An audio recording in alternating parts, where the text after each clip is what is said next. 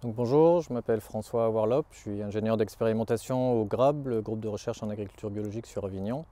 Et il y a à peu près 10 ans, on a mis en place la ferme de la Durette, qui est une ferme pilote gérée par des agriculteurs en agroforesterie, comme vous voyez, avec des légumes et des fruitiers intercalés sur 4 hectares.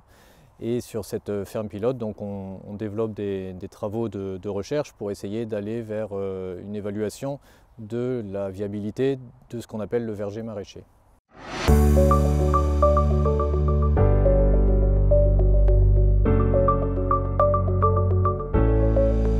Sur la ferme de la Durette, la production en fruits et légumes augmente ces dernières années et on s'est rendu compte qu'on allait avoir un besoin de chambres froides plus adaptées aux besoins de la ferme.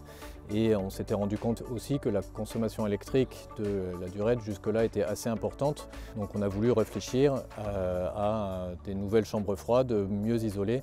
Donc on s'est rapproché de structures régionales compétentes, à commencer par le GRS, pour travailler avec nous sur ce dimensionnement adapté aux besoins de la Durette.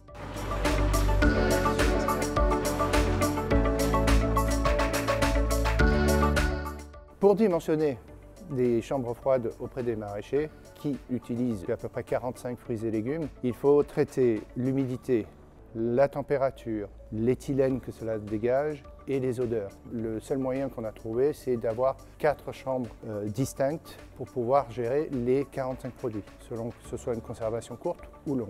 En parallèle, il a fallu traiter tout l'aspect d'énergie. On a voulu trouver des groupes froids qui soient performants, avec un pouvoir réchauffant qui soit moins impactant pour l'environnement. Ici, on a donc le tableau qu'on leur a mis pour leur montrer dans quelle chambre froide ils pourraient stocker quel type de produit, avec quel type de température, quel type d'humidité, etc.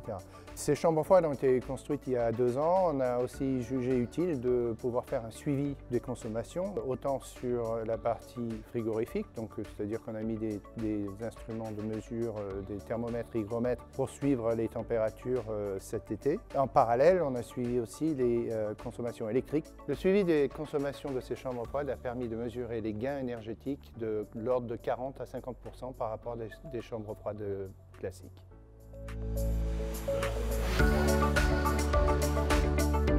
Les caractéristiques principales d'une chambre froide éco-conçue sont d'abord l'isolation, il y a une plus grande épaisseur d'isolant, et ensuite c'est les matériaux. On a utilisé des matériaux biosourcés locaux.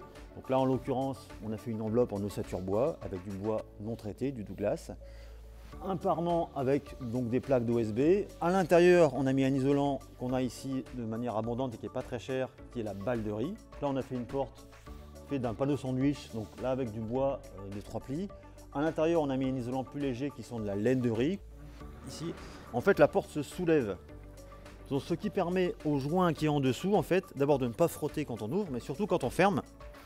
Eh bien, il va venir ici sur la fin, il va vraiment venir plaquer le sol, et donc on a une bonne étanchéité à l'air en dessous.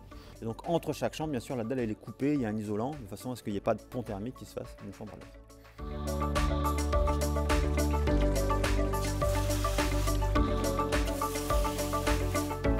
Pour la construction de ces chambres froides écologiques, il a fallu faire la dalle du bâtiment qui était en terre battue avant.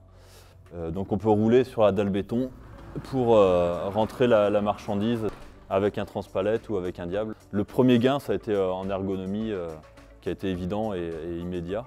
On a gagné en surface et en volume de stockage. De stocker chez nous des produits qu'on allait stocker chez des collègues à quelques kilomètres avant, comme les pommes de terre, parce qu'on n'avait pas de solution ici. Et voilà, le froid hivernal, c'est l'ennemi des courges comme des patates douces. De pouvoir les stocker dans une chambre en maintenant la température à 15 degrés, ça nous permet de stocker les courges au moins jusqu'en mars, voire avril, alors qu'avant, fin janvier, février, c'était déjà terminé. Et les patates douces, en mai de l'année suivante, suivant la récolte, on en avait encore et elles n'avaient pas bougé parce qu'elles étaient dans des conditions de conservation parfaites.